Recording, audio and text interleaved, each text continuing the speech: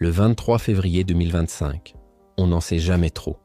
Lorsqu'il était enfant, Napoléon Bonaparte était attiré par les jeux de stratégie et par les livres traitant de l'art du commandement.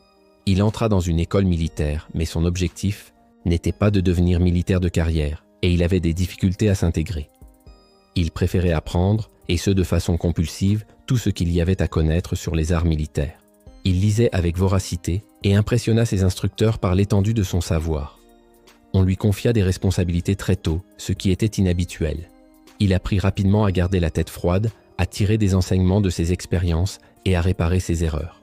Au moment où il se vit confier de plus grandes responsabilités sur le champ de bataille, son expérience était 2 à 3 fois supérieure à celle de ses camarades. Il était jeune, ambitieux et méprisait toute forme d'autorité.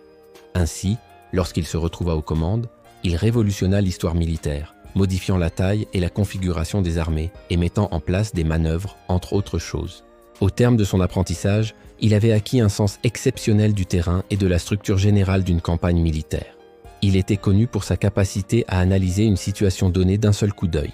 Ses lieutenants et ses rivaux s'imaginaient qu'il était doté de pouvoirs mystiques. Abonnez-vous, likez et partagez pour plus de vidéos.